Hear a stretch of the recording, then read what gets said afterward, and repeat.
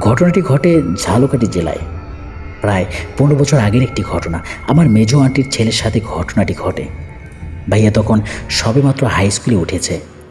বাড়ি থেকে স্কুল কিছুটা দূর হওয়ায় তার বড় মামা তাকে স্কুলে আসা যাওয়ার জন্য একটা সাইকেল কিনে দেয়। ভাইয়ের সাইকেলটা খুব শখের ছিল। কোনো একদিন ভাইয়ের স্কুল মাঠে ক্রিকেট খেলার আয়োজন করা হয়েছিল।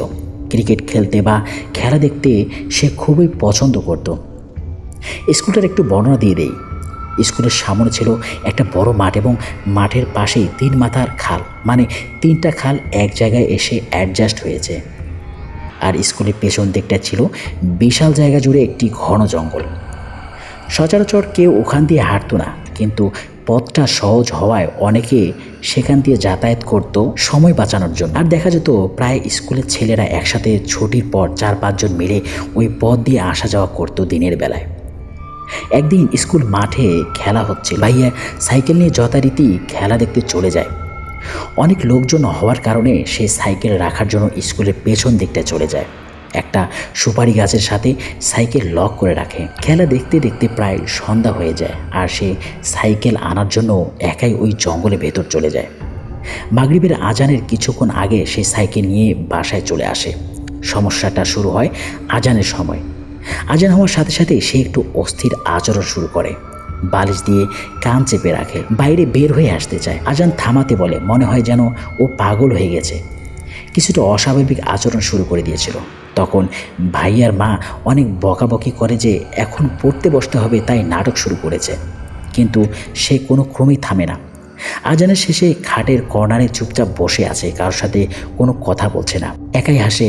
আর কার সাথে জানি ফিসফিস করে কথা বলছিল। সেই খাবার চায় এবং এত পরিমাণে খায় যে এক একজন প্রাপ্তবয়স্ক পুরুষরা 3-4 জনে যা খায় সে একাই সব খেয়ে ফেলে। ভাইয়ার আম্মু এত কিছু দেখার পর ভয় পেয়ে পাশের বাড়ির এক আন্টিকে ডাকে। আন্টি দোয়া পড়ে ওর গায়ে ফু দেয়। কিছুক্ষণ ঝাড়ফুঁক করার পরে রেগে গিয়ে সেই আন্টির গায়ে একটা চড় দেয়। সবাই মোটামুটি বুঝে ফেলে যে বিষয়টা কি হচ্ছে। 2 দিন পর ভাইয়াকে একজন কবিরাজের কাছে নেওয়ার কথা আলোচনা করে ওর সামনেই। পরের দিন সকালবেলায় খাওয়া দাওয়া সেরে যখন কবিরাজের বাড়ি যাওয়ার জন্য সবাই প্রস্তুত হচ্ছিল, ঠিক তখনই ভাইয়া সবার সামনে ভ্যানিশ হয়ে যায়। এটা খুব আশ্চর্যের একটা বিষয় ছিল। সবার চোখে ফাঁকি দিয়ে কোথায় চলে গেল কেউই বুঝতে পারল না। বাড়ির সব মানুষজন তাকে খোঁজার জন্য এদিক সেদিক ছোটাছুটি শুরু করে দেয়, কিন্তু দুর্ভাগ্যবশত তাকে আর কোথাও পাওয়া যায় না। বাসায় কান্নাকাটি শুরু হয়ে গেছে, এমনকি মসজিদের মাইক পর্যন্ত বলা হয়েছে তার নাম ধরে। এরপর বিকেলের দিকে আসরের পর একজন ধানের মাঠ থেকে বাসায় ফেরার পথে দেখে একটা কুয়োর মতো জায়গায় কাদা মাটি মেখে বসে আছে ভাইয়া। লোকটি আমার ভাইয়াকে চিনতে পেরে অনেক কষ্ট করে তাকে বুঝিয়ে সাথে করে বাসায় নিয়ে আসে। এর কিছুদিন পর এক কবিরাজকে বাড়িতে নিয়ে আসা হয়। কবিরাজ এসে তাকে ভালোভাবে দেখে এবং তাবিজ পানি পড়া দিয়ে উনি কিছু রিচুয়াল করে চলে যান, আর বলেন যে ওর উপর কোনো বদজিনে আঁচড় করেছে। কবিরাজ ভাইয়াকে দেখে চলে যাওয়ার পর মাগরিবের ওয়াক্তে যখন মুয়াজ্জিনের আজান তার কানে ভেসে আসে, ঠিক তখন সে অস্বাভাবিকভাবে চিল্লাচিল্লি শুরু করে দেয়। সে হাতের 2 আঙ্গুল দিয়ে নিজের কানকে চেপে রেখে বলে, আজানকে থামিয়ে দাও, আজান নাকি তার সহ্য হচ্ছে না।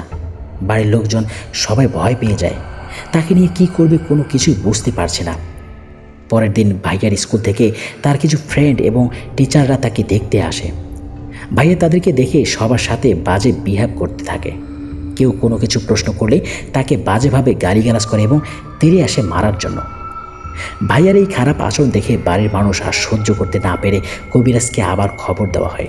তারপর ওই দিন রাতেই উনি আসেন এবং অনেক তদবির করে সেই জিনটাকে হাজির করেন। কবিরাজ জিনটাকে প্রশ্ন করে যে সে তাকে ছাড়বে কিনা, কিন্তু জিনটা ছিল খুবই নাছোড়বান্দা। সে সাফ জানিয়ে দেয় তাকে কোনো ক্রমে ছাড়তে পারবে না সে। এবার কবিরাজের ধৈর্যের সীমা ছাড়িয়ে যায়। তিনি রাগান্বিত হয়ে সেই জিনকে বিভিন্ন তন্ত্রমন্ত্র করে শাস্তি দিতে থাকে। একসময় জিন পরাজিত হয়ে নিজের ভুল স্বীকার করে এবং স্বীকার করে সে ছেড়ে চলে যাবে, আর কোনোদিনই আসবে না। তবে জিনটার একটা ডিমান্ড থাকে যে একটা খাসি দিতে হবে, তাহলে সে চলে যাবে। কিন্তু কবিরাজ তাকে সাফ জানিয়ে দেয় যে সে কোনো কিছুই পাবে না এবং তাকে কোনো কিছুই দেওয়া হবে না। কবিরাজ বলে, তুই যেভাবে এসেছিস ঠিক সেভাবেই চলে যাবি, নইলে তোকে আমি শাস্তি প্রদান করব। ভাইয়া সেদিন খেলা দেখার পর সন্ধ্যায় বাড়ি ফেরার সময় সাইকেল আনতে জঙ্গলে চলে যায় এবং সেখানে সেই জিনটি উপস্থিত ছিল। ভাইয়াকে দেখে সে অনেক ডিস্টার্ব ফিল করে, বিদায় সে ভাইয়াকে সাজা দেওয়ার জন্য তার সাথে করে বাড়িতে আসে। এখানে জিনটার মজার একটা বিষয় হচ্ছে যে সে ভাইয়ার সাথে এসেছিল সাইকেলে করে, আবার কবিরাজের অনেক চেষ্টায় ওই সাইকেল চড়ে যাওয়ার জন্য সেই জিনটি রাজি হয়। এই ঘটনাটি আশেপাশের এলাকায় ছড়িয়ে পড়ে। সবাই কৌতূহলবশত পরের দিন স্কুল মাঠে ভিড় করে। কবিরাজ, আমার ভাইয়ের পরিবারের সব সদস্য সহ সবাই স্কুলের মাঠে হাজির হয় এবং সেই মুহূর্তে সেই জিনকেও হাজির করা হয়। ভাইকে বলা হয় যে সে যেন সাইকেল চালিয়ে স্কুল মাঠটা 2বার চক্কর দেয়। ভাইয়া ঠিক সেটাই করলো। সাইকেল 2বার পুরো মাঠ প্রদক্ষিণ করার পর হঠাৎ করে সেন্সলেস হয়ে পড়ে এবং তার আর কিছু মনে থাকে না। এর পূর্বে জিনকে প্রশ্ন করা হয়েছিল। কবিরাজ বলেছিল, তুই যে চলে যাবি আমরা বুঝবো কীভাবে? তখন ওই জিনটা বলেছিল, আমি চলে যাওয়ার সময় ওই জঙ্গলের সবচেয়ে উঁচু গাছটার একদম মাঝের একটা কাঁচা ডাল ভেঙে ফেলে যাব। অবশ্যই তাই হয়। ভাইয়া সেন্সলেস হয়ে পড়ে যাওয়ার পরেই বড় রেন্টি গাছের ডাল একটা ভেঙে পড়ে মাটির নিচে। ভাইয়া আস্তে আস্তে সুস্থ হয়ে ওঠে। অনেকদিন কেটে যাওয়ার পর একদিন হঠাৎ করে সেই জিনটি আবার আন্টির বাসায় আসে। বাড়ির সবাই থরথরে কাঁপতে থাকে এবং প্রচণ্ড ভয় পায়। এই মুহূর্তে কি করবে কিছু বুঝতে পারছিল না। কেউ একজন সাহস করে জিনটিকে প্রশ্ন করা হলো তার আসার কারণটা কি। সেই জিনটি বলে আমার আন্টিকে ডাকার জন্য, কারণ সে আন্টির উপর হাত তুলেছিল। জিনটি অনেক ভালো ছিল, বিধায় সেই অপরাধ তাকে অনেক যন্ত্রণা দিচ্ছিল। তারপর সেখানে আন্টি হাজির হয় এবং সেই জিন আন্টি সহ সবার কাছে মাপ চেয়ে চলে যায়। এরপর আলহামদুলিল্লাহ আর কোনো সমস্যা হয়নি ভাইয়ার, কিন্তু আজও ওর ফ্রেন্ডরা তাকে খুবই ভয় পায়।